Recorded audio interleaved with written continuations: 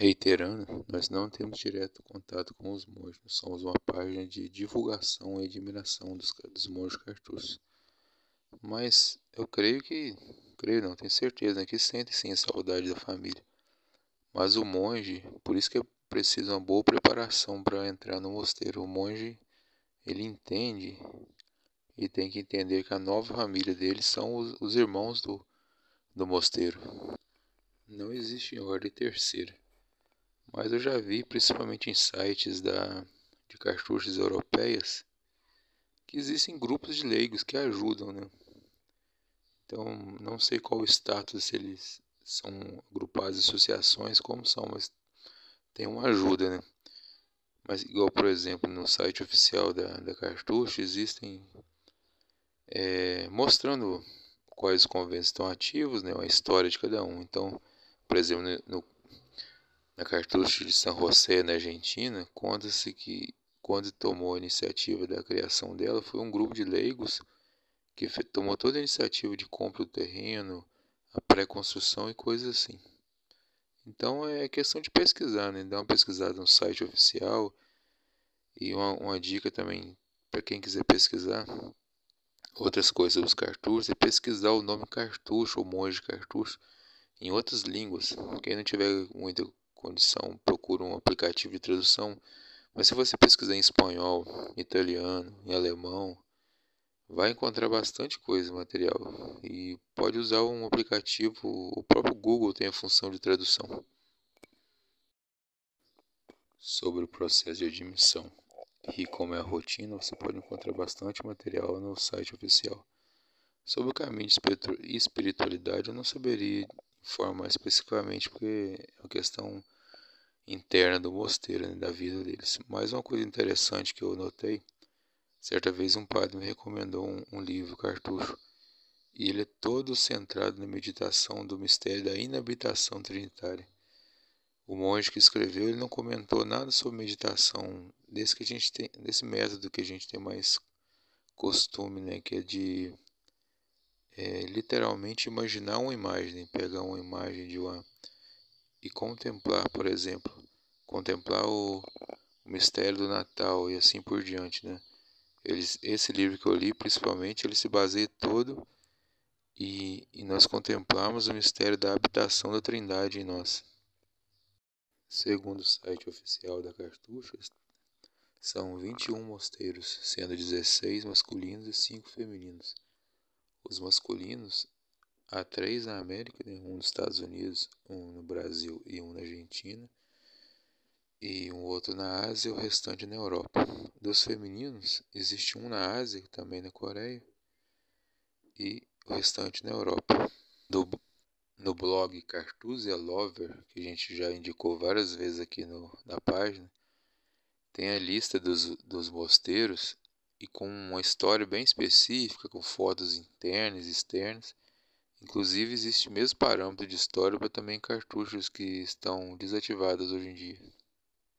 Creio que seja por questão de fidelidade. A ordem sempre manteve, né, sua regra, a sua forma de viver sem precisar de fazer uma reforma, né? Na época que ela foi fundada, era o comum de todas as ordens ter essa rigidez, né? Até porque um pouco por herança dos padres do deserto. Então, como ela não foi reformada, e às vezes até a gente se assusta um pouco, é assim uma regra rígida, mas os padres, os monges sabem que aquilo é rígido quando vão entrar. Mas às vezes assusta um pouco a gente por causa o nosso mundo moderno é muito frouxo, principalmente nas práticas de piedade. Então, se eles já têm uma rigidez, nós somos fracos, então parece que aumenta mais ainda aquela questão da a nossa visão sobre essa rigidez.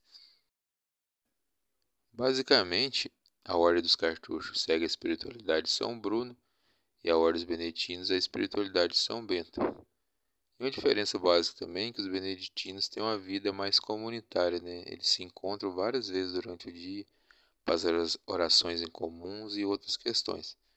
Já os cartuchos vivem uma vida semi-eremítica, o contato entre eles é muito pouco. Cada monge tem na sua cela tudo que precisa de sua vivência, né? Alimentação, trabalho, oração. Então são pouquíssimos momentos que ele tem uma vida em comum. Mas também a regra de São Bento foi a primeira regra assim, bem estruturada de monges na igreja, né? Até a fundação de outras ordens religiosas, mais ou menos na mesma época dos cartuchos, todo monge de clausura vivia a regra de São Bento. Então, basicamente, pode-se dizer que a regra cartusiana também bebe da regra de São Bento, né? Eu indico uma seção do blog Cartusia Lover, onde tem um calendário de todos os santos e beatos cartuchos. E em cada um deles tem um link onde vai abrir uma história, um resumo, uns mais detalhados, uns mais curto, mas é bastante edificante. O blog originalmente é em italiano, mas você pode usar um aplicativo de tradução ou o próprio Google para traduzir para quem tiver dificuldade com a leitura em italiano. Creio que seja por necessidade, né, como acontece com toda a ordem ou congregação. Sempre nas leituras que eu faço eu vejo muito o assunto de transferência em relação à fundação de novos cartuchos ou de dissolução de algumas. Então, nesse caso, a transferência de um cartucho para outro. Quanto ao tempo de estudo, isso vai variar, né? Pois existem os monges padres, né, sacerdotes, e os irmãos. Então, o tempo de estudo do sacerdote é muito maior, né? Mas você pode ver isso mais especificamente no site oficial da Cartucho, lá tem bem explicado. Os livros em português que a gente tem sobre os cartuchos, a maioria são escritos espirituais, né, de monges cartuchos. Eu não conheço nenhum que fale sobre estrutura, vivência, mas essa parte você encontra bastante na internet, através de sites, principalmente o site oficial. E o blog Cartusian Lover, que eu já citei várias vezes nas postagens. Nele tem bastante coisa. Para os livros, é só dar uma pesquisada no Google sobre livros cartuchos, livros monges cartuchos, que parece bastante opção. Principalmente a editora Molokai tem feito bastante edições sobre os monges cartuchos. Seu desejo é muito louvável, deveria ser o desejo de todo cristão, de todo católico. Eu gostaria de deixar 3 dicas para você aqui, para quem mais estiver vendo, de material que pode pesquisar na internet. O primeiro, você vai pesquisar Padre Leonardo, Lexio Divina, vai aparecer uns vídeos do Padre Leonardo Wagner. Ele tem bastante material falando sobre a Lexio Divina.